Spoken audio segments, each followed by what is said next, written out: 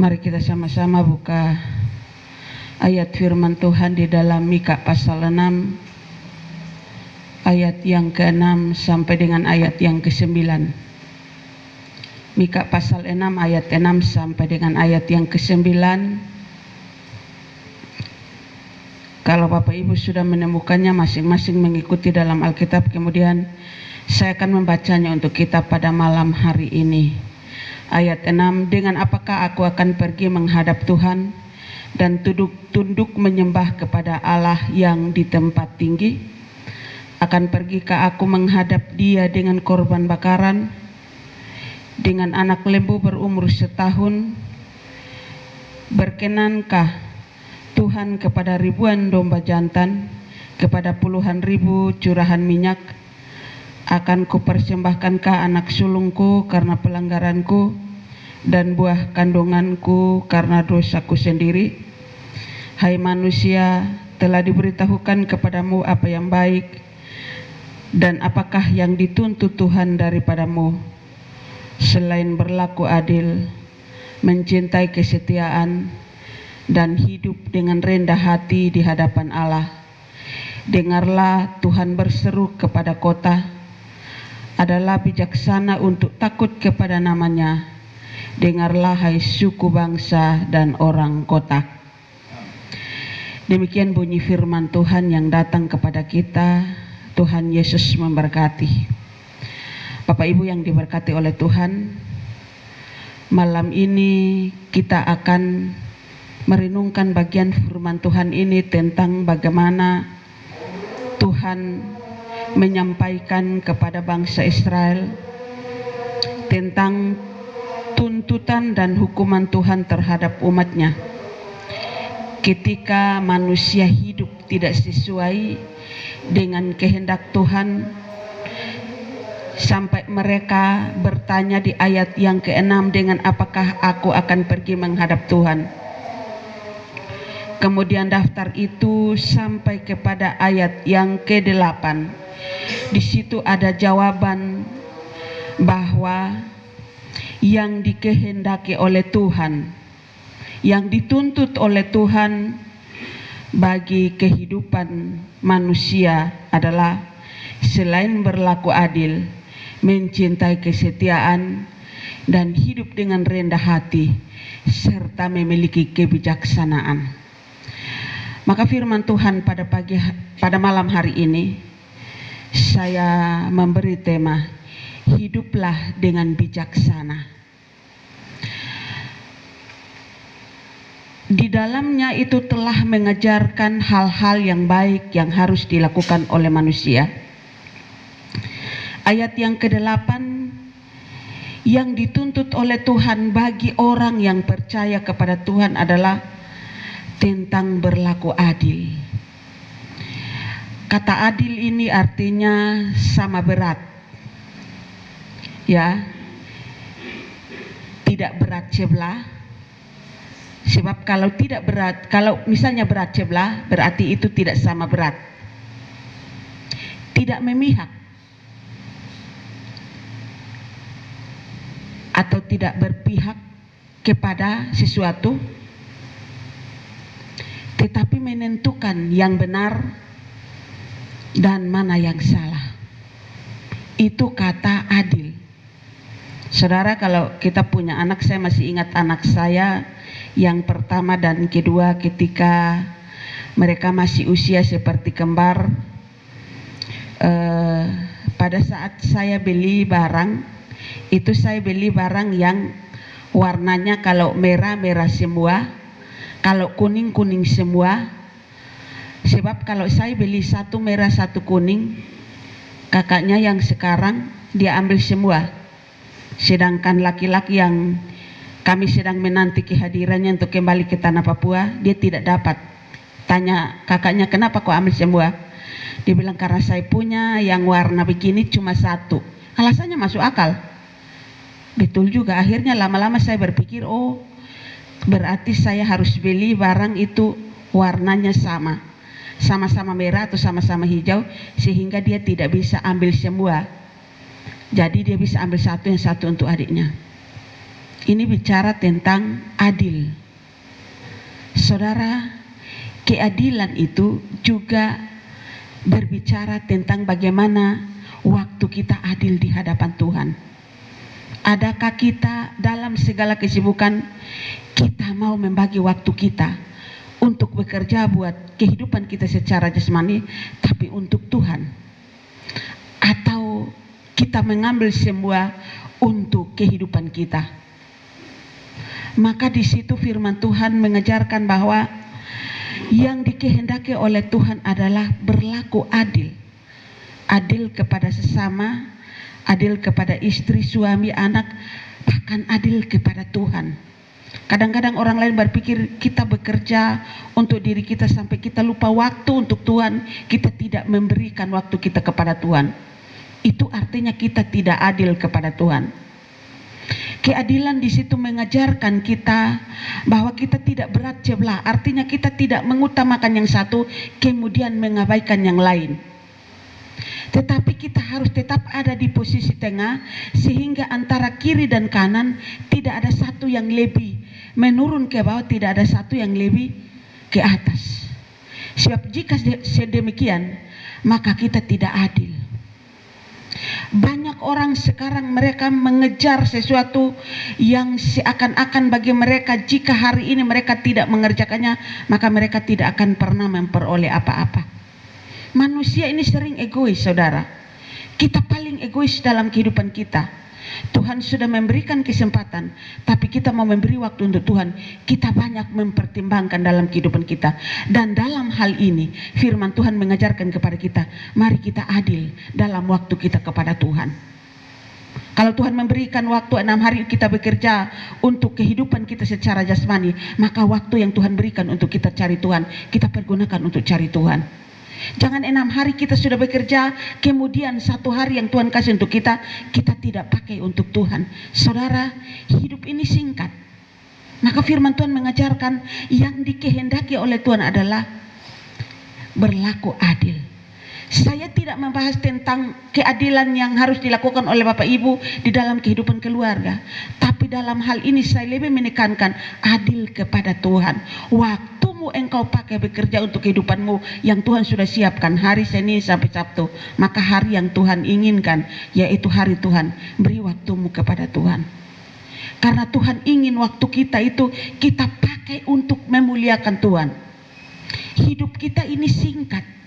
Kita tidak akan pernah tahu kapan waktunya. Dan kita tidak akan pernah memahami rancangan Tuhan dalam kehidupan kita. Kita hanya taunya bekerja untuk kehidupan kita dan kita menikmati berkat yang Tuhan berikan. Tapi kadang-kadang kita lupa untuk kita memberi waktu kita kepada Tuhan. Maka di situ letak ketidakadilan kita kepada Tuhan. Padahal sudah Tuhan sungguh luar biasa memberikan keadilan kepada kita. Kita harus adil dalam waktu kita kepada Tuhan. Oleh karena itu, jangan kita menganggap bahwa kita masih sehat, masih kuat. Saudara, hidup ini tidak ada yang tahu kapan waktunya. Mau tua atau muda, kita tidak ada yang tahu. Kita tahunya kita jalani, tapi kita tidak tahu batas usia kita itu sampai di mana. Entah nanti menginjak 50 tahun, 60 tahun, 70 atau 80, ataukah kita tidak mencapai waktu itu. Maka firman Tuhan mengajarkan berlaku adillah. Artinya selama engkau masih memiliki napas, pergunakan waktumu untuk Tuhan juga ketika engkau sudah selesai bekerja. Bapak Ibu yang diberkati oleh Tuhan, kita harus belajar untuk mempraktikkan firman Tuhan dalam kehidupan kita. Karena kalau kita hanya mendengar dan kita tidak mempraktikkan, maka firman Tuhan itu tidak akan berkuasa dalam kehidupan kita. Orang-orang yang setia kepada Tuhan itu dijamin kehidupan mereka oleh firman Tuhan. Tidak usah melihat apa yang mereka miliki, tapi lihat kehidupan mereka bahwa Tuhan benar-benar memelihara kehidupan mereka. Mari kita adil kepada Tuhan. Keadilan kita tidak diminta untuk kita memberi dari harta kita yang melimpah, tetapi waktu kita berikan sebagian untuk Tuhan. Jangan waktu kita pakai semua untuk kehidupan kita. Banyak banyak hal yang saya kadang-kadang mendoakan, dan banyak juga yang dinyatakan di dalam doa tentang kehidupan jemaat. Tapi tidak mungkin saya harus menyampaikan, paling saya bicara secara umum. Setiap saat saya berlutut berdoa kepada jemaat, pekerjaan mereka, pengiringan mereka kepada Tuhan, bagaimana kehidupan mereka ke depan, masing-masing itu Tuhan nyatakan. Dan saya hanya ingin menyampaikan bahwa Tuhan masih mengasihi kita. Maka itu, jangan kita sia-siakan waktu yang ada, tapi kita berikan waktu kita kepada Tuhan, karena Tuhan mau kita berlaku adil kepadanya. Tuhan sudah adil kepada kita, hanya kadang-kadang kita kurang adil dengan Tuhan.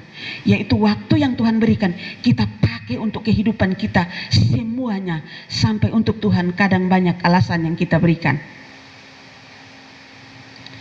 Itu yang pertama, tentang berlaku adil.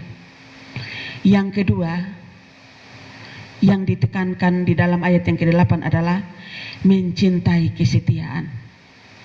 Apa arti setia?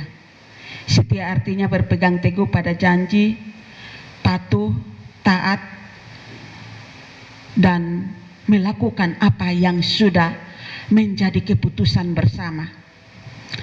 Bapak Ibu, dalam kitab Amsal pasal 3, kalungkanlah kesetiaanmu di lehermu. Itu firman Tuhan berkata demikian.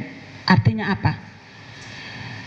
Kesetiaan itu seperti sebuah kalung yang harus digantung di leher, kemanapun kita pakai itu. Dan itu nyata bahwa kita sedang menggunakan kalung yang ada di leher. Kenapa firman Tuhan berkata demikian? Artinya bahwa kesetiaan itu tidak boleh kita lepas. Ketika kita sudah mengambil waktu untuk hadir di dalam rumah Tuhan, kita pergunakan waktu itu sungguh-sungguh beribadah kepada Tuhan. Ketika kita sudah mengambil keputusan untuk mengikut Tuhan, maka di situ kita pergunakan hidup kita sungguh-sungguh, kita setia kepada Tuhan. Saudara, kesetiaan itu tidak akan dinikmati orang lain. Kesetiaan itu akan dinikmati oleh hidup kita sendiri ketika kita setia kepada Tuhan. Dan mungkin hari pertama, kedua, ketiga, atau selanjutnya beberapa waktu kita belum melihat hasilnya. Tapi firman Tuhan di situ dia menekankan ada kesetiaan di dalam hidup kita. Bicara kesetiaan bukan soal kita hadir dalam ibadah setiap saat, tetapi kesetiaan ini bicara tentang hati kita mau memelihara firman Tuhan. Hati kita mau melakukan firman Tuhan. Hati kita mau taat kepada firman Tuhan.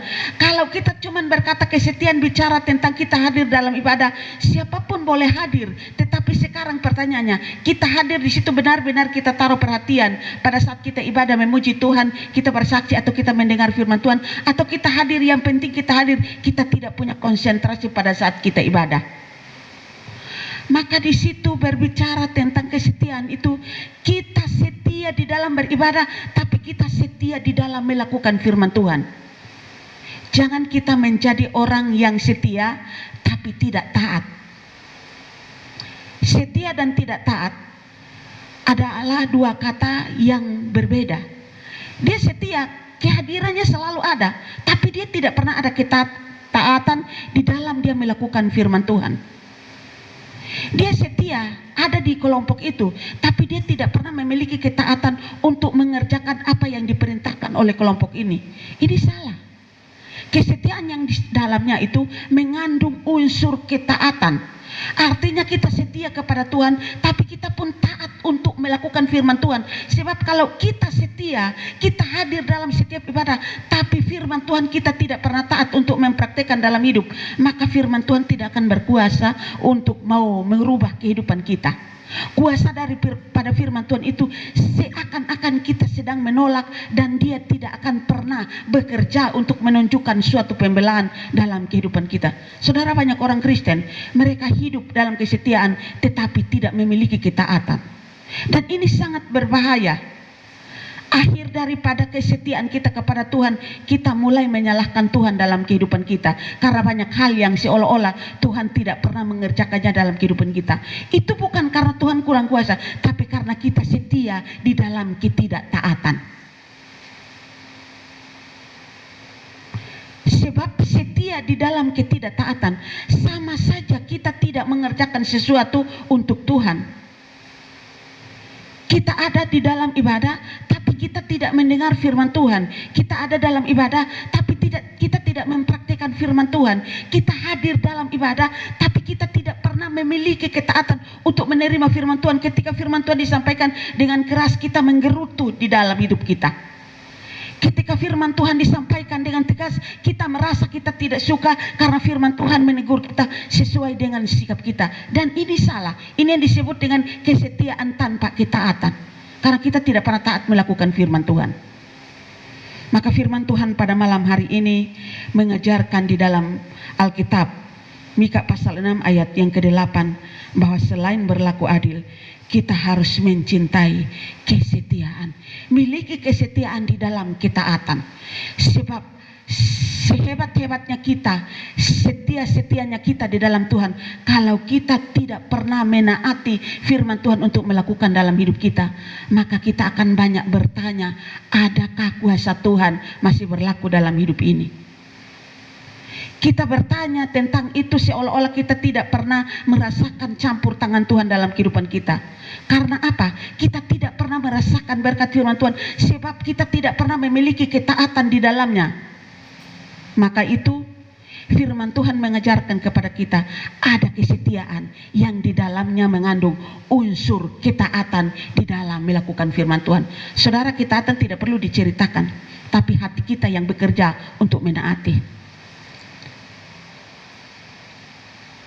Saya sedikit akhir-akhir ini sedikit agak takut tapi merinding juga. Saya jujur, setelah saya baca firman Tuhan, saudara, saya pahami. Termasuk melayani Tuhan ini, kalau kita banyak komplain, itu tidak baik. Makanya saya biasa bilang sama Bapak, jangan komplain. Karena Tuhan ini maunya apa yang kita lakukan itu kudus. Jangan berdebat-debat di dalam pelayanan, itu tidak baik. Jangan kita komplain soal pelayanan, itu tidak baik. Kalau dipercayakan puji Tuhan, tidak dipercayakan jangan komplain. Karena kalau kita komplain kemudian kita dipercayakan, kita lakukan seolah-olah bukan karena kuasa Tuhan, tapi kita ingin menunjukkan bahwa kita memiliki kemampuan untuk berdiri melayani, tidak berkenan kepada Tuhan.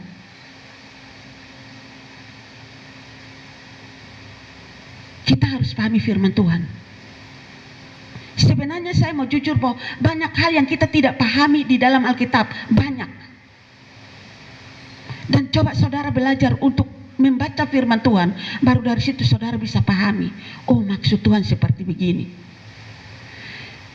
Jadi ketaatan itu ada di dalam hati kita, yang seolah-olah kita menempatkan, bukan seolah-olah, kita sedang menempatkan Tuhan di dalam batin kita, dan Ia mengoreksi hati kita dan tahu apa yang ada dalam hati kita, sehingga kita mau berpikir buruk atau kita mau komplain atau kita mau buat apa, kita takut. Karena ada Tuhan di dalam hati yang tahu tentang apa yang kita lakukan di dalam ketidaktaatan itu. Maka itu firman Tuhan pada malam hari ini mengajarkan di bagian yang kedua, mari kita mencintai kesetiaan. Artinya kita memiliki kesetiaan di dalam ketaatan. Ketaatan di dalam melakukan firman Tuhan, supaya firman Tuhan itu nyata kuasanya bagi kehidupan mereka yang percaya kepada Tuhan. Iblis banyak cara untuk menyusahkan kita. Iblis banyak cara. Jadi kalau kita tidak memiliki ketaatan di dalam, dia akan gampang membuat kita. Dia punya tipu muslihat itu banyak. Jadi kita tidak akan pernah pahami sebetulnya seperti apa, tapi intinya banyak. Dan kalau kita tidak hati-hati di dalam, kita bisa menjadi orang yang setia beribadah, tapi kita tidak memiliki ketaatan di dalam melakukan firman Tuhan. Ini yang sangat berbahaya bagi kita. Apa arti artinya kita setia beribadah, tapi kita tidak pernah memiliki ketaatan untuk mempraktikkan firman Tuhan. Nol. Yang ketiga, dan hidup dengan rendah hati di hadapan Allah. Pertama, berlaku adil kepada Tuhan. Yang kedua, cintai kesetiaan. Dan yang ketiga, hidup dengan rendah hati. Saudara, kerendahan hati bukan berarti kita jalan kita tunduk-tunduk, permisi apa sekali, tidak. Itu sikap nyata yang dilihat oleh orang. Manusia bisa berkata, iya memang dia sopan. Tapi kalau kita tidak pernah merendahkan diri untuk dikoreksi dengan firman Tuhan, maka kita tidak memiliki kerendahan hati di hadapan Tuhan. Tuhan mau ada kerendahan hati. Artinya apa? Ketika firman Tuhan disampaikan persis dengan sikap kita, jangan kita berkata, wah hamba Tuhan dia sudah tahu kok. Hari-hari kami sama-sama dan dia sudah tahu. Saudara, saya ingin kasih tahu ya, kami hamba Tuhan kalau menyampaikan firman Tuhan kami tidak nyaman, kami tidak bisa bicara. Dan firman Tuhan itu harus didoakan, digumuli, dan pas saat kami bisa berbicara menyampaikan firman Tuhan baru bisa kami sampaikan. Tapi kalau ayat itu kami baca dan ketika kami merasa mumet di kepala, jangan dilanjut karena itu tidak akan bisa dibicarakan. Maka firman Tuhan mengajarkan ada kerendahan hati, siap untuk kita buka hidup kita supaya kita ditegur. Jangan kita komplain pada saat kita ditegur. Dia sudah tahu kok sikap kita. Seperti bangsa Israel. Mereka melawan kepada Tuhan, kemudian sudah Tuhan hukum mereka, bilang, Yeremia tolong berdoa supaya Allahmu itu mengangkat beban ini. Ketika Yeremia berdoa, kemudian Allah mengangkat beban persoalan itu. Dia bilang, kau hari-hari sudah dengan kami, jadi kau sudah tahu tentang kehidupan kami, makanya engkau sudah menyampaikan kepada kami tentang sikap kami. Bukan. Tapi miliki kerendahan hati artinya kita mau membuka kehidupan kita bahwa Tuhan bekerja untuk menegur kita sesuai dengan firman Tuhan. Kalau firman Tuhan disampaikan sama seperti karakter kita, itu tujuannya Tuhan mau supaya kita berubah. Saudara, kalau punya anak di rumah, anak bikin kesalahan ditegur tidak? Kalau tidak ditegur itu artinya sayang atau tidak? Tentu tidak. Oh, lihat dia mencuri terus tidak tegur dia, lalu itu dianggap menyayangi. Ya itu kita tidak menyayangi, tapi kita membiarkan hal buruk yang nanti akan dipelihara dalam hidupnya, dan dia besar dia akan melakukan itu terus. Jadi firman Tuhan mengajarkan kepada kita bahwa ada kerendahan hati di dalam melakukan firman Tuhan, mendengarkan firman Tuhan. Buka diri kita pada saat firman Tuhan disampaikan. Ketika firman Tuhan disampaikan, pas seperti apa yang kita lakukan. Itu tujuan Tuhan supaya kita berubah. Kenapa? Ketika kita berubah, maka iblis tidak akan menang dalam kehidupan kita. Tapi kalau kita tidak berubah, maka iblis dia akan bersorak-sorai, dan semakin dia akan membuat kehidupanmu untuk hidupmu itu hancur dan rusak. Dia tidak mau bait Allah dalam hidupmu itu tetap kudus. Makanya dia sodorkan hal-hal buruk supaya engkau bisa memelihara apa yang dia mau. Keras kepala, tidak mau dengar firman Tuhan, tidak mau lakukan firman Tuhan, maka dia akan tetap membuat hidupmu semakin hari semakin terpuruk. Kok ikut Tuhan? Makanya nanti orang bilang ikut Tuhan setia, tapi kehidupannya begitu-begitu. Kenapa? Karena kita terlalu keras kepala meladeni iblis daripada firman Tuhan. Ketika firman Tuhan keras menyampaikannya kepada kita, kita merasa tersinggung karena kita seperti itu, kita tidak suka, lalu kita mulai menggerutu. Itu tidak akan pernah berkuasa firman Tuhan untuk mengubah kehidupan kita. Tapi orang yang siap membuka hidupnya dan ditegur, dididik, diajar dengan firman Tuhan, dia pasti akan diberkati.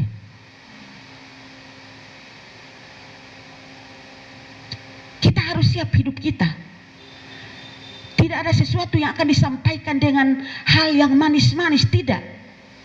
Mungkin hamba Tuhan ini dia karakternya khotbah itu dia membuat kita itu merasa enak. Tapi yang lain tidak seperti begitu. Kita tidak boleh juga berkata, oh yang ini boleh baru yang itu tidak. Yang ini khotbah baru saya senang, yang itu tidak. Bukan. Karena ada makanan keras, ada juga makanan lembut. Pada saat Tuhan izinkan firman Tuhan disampaikan dengan lembut, kita terima. Pada saat Tuhan izinkan disampaikan firman Tuhan dengan keras, kita juga harus terima. Karena kita tidak mungkin mau menerima yang baik-baik saja, kemudian yang buruk kita tidak mau terima. Lalu kapan kita berubah dari sikap hidup kita? Itu yang ketiga.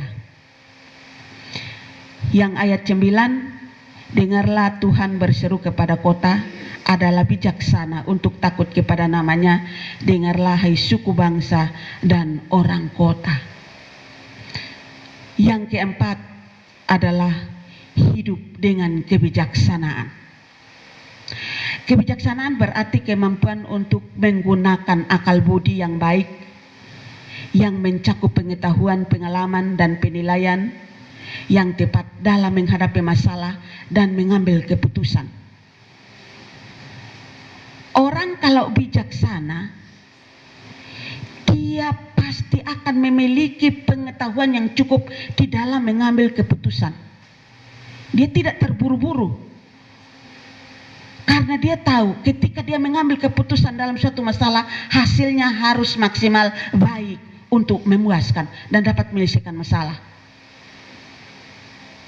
Tapi kalau orang itu tidak memiliki kebijaksanaan, maka dia tidak akan pernah mau mengambil keputusan yang tepat sesuai dengan yang diinginkan oleh firman Tuhan. Secara spesifik lagi, kebijaksanaan melibatkan pemahaman mendalam tentang kehidupan, kemampuan untuk mengatasi masalah sulit, dan pertimbangan yang matang sebelum bertindak.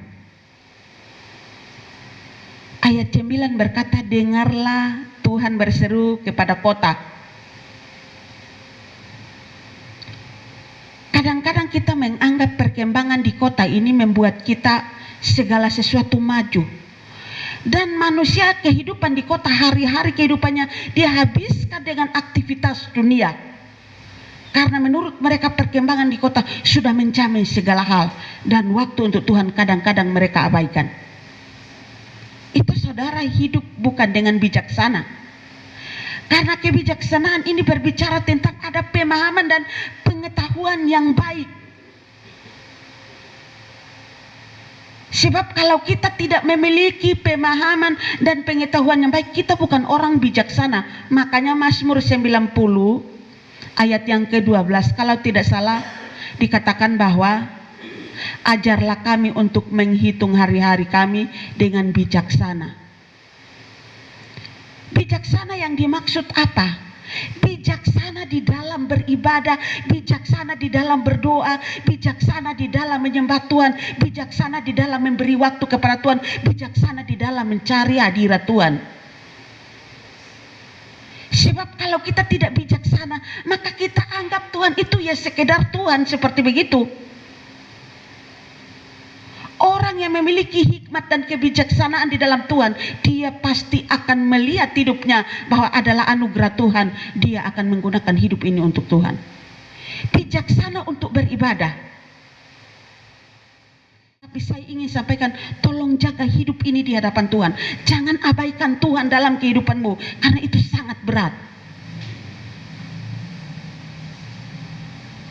Hal seperti begini kalau disampaikan, banyak orang berkata, kau suci kah? Kau kudus kah? Tapi kalau itu dinyatakan pada saat kita tidak pernah berpikir tentang orang itu berpikir buruk atau apa kita harus melawan tentang hal itu? Artinya mari kita menyadari, jangan sampai apa yang kita kerjakan kita tidak nikmati hasilnya karena kita banyak mengabaikan Tuhan dalam hidup ini. Karena kebijaksanaan yang ada di dalam Alkitab sebenarnya berbicara tentang hati yang bijaksana untuk beribadah, hati yang bijaksana untuk mencari Tuhan, hati yang bijaksana untuk merenungkan firman Tuhan, hati yang bijaksana untuk mengambil keputusan supaya mengikut Tuhan. Itu kebijaksanaan yang dimaksud. Sebab ketika engkau memiliki kebijaksanaan, engkau pasti akan hidup takut akan Tuhan. Tapi kalau engkau berkata kau orang berhikmat secara dunia, tapi engkau tidak pernah hidup takut akan Tuhan, itu bukan kebijaksanaan dari Tuhan, tapi itu kebijaksanaan dari dunia. Bapak Ibu yang diberkati oleh Tuhan, kita boleh melakukan segala hal yang mungkin menurut kita itu baik untuk kehidupan kita. Manusia hidup memang harus bekerja, karena kalau dia tidak bekerja, tidak mungkin dia harus meminta-minta. Manusia hidup dia harus berusaha sesuatu, dia harus sekolah. Sebab kalau dia tidak sekolah, tidak mungkin dia bersaing dengan dunia yang modern seperti begini. Manusia harus pintar, sebab kalau dia tidak pintar, tidak mungkin dia jadi penonton terus dalam kehidupannya. Termasuk kekayaan pun, kalau perlu memang Tuhan izinkan kekayaan, manusia harus kaya karena berkat itu dari Tuhan. Yang penting kita tahu bahwa berkat itu dari Tuhan, maka hati kita bijaksana untuk bagaimana kita mencari Tuhan. Sebab tanpa kebijaksanaan, orang akan bertindak sesuka hati, termasuk mengikut Tuhan pun dia bisa melawan. Maka itu firman Tuhan pada malam hari ini mengajarkan kepada kita bahwa dengarlah, Tuhan berseru kepada kota adalah bijaksana untuk takut kepada namanya. Takut kepada nama Tuhan adalah orang yang memiliki hati yang bijaksana. Orang yang hidup taat melakukan firman Tuhan adalah orang yang memiliki kebijaksanaan. Dia ada pengetahuan tentang siapa Tuhan, dan dia ada kerinduan untuk senantiasa melakukan firman Tuhan dalam hidupnya. Dia adalah orang yang memiliki kebijaksanaan. Oleh karena itu Bapak Ibu yang diberkati oleh Tuhan, mari kita belajar untuk memiliki hati yang bijaksana, hidup yang bijaksana di hadapan Tuhan. Entah itu orang tua, anak muda, remaja, sekolah minggu, sesuatu yang baik harus dibiasakan dari sejak kecil. Sebab dari sejak kecil engkau tidak biasakan, maka besar pun engkau tidak akan pernah terbiasa. Coba lihat contoh saja. Orang kalau dari kecil sudah diajarkan untuk merokok atau minum mabuk, dia besar dia akan tetap begitu, karena dia sudah terikat. Kesetiaan itu dikatakan kita harus pakai seperti sebuah kalung. Sebab apa? Ketika itu melekat dalam hidup kita, maka kita disebut orang-orang yang memiliki hati yang bijaksana untuk senantiasa mencari Tuhan. Belajar untuk mencari Tuhan dalam kehidupanmu, bukan saat waktu kita beribadah sama-sama, tapi ketika saudara ada di rumah pun belajar untuk mencari hadirat Tuhan. Tanya Tuhan tentang kehidupanmu, apa yang Tuhan mau, seperti apa yang Tuhan inginkan. Tuhan lakukan itu, kita siap terima, mau baik atau buruk biarkan kita terima. Yang penting itu adalah keputusan Tuhan. Dan tentu Tuhan tidak mungkin membiarkan orang yang hidup takut akan Tuhan menjadi orang yang susah hidupnya. Tuhan pasti akan mengangkat sesuai dengan iman yang ada pada kehidupan kita. Yang penting kita yakin firman Tuhan adalah suara Allah yang siap memberkati kita ketika kita memiliki ketaatan di dalamnya. Amin.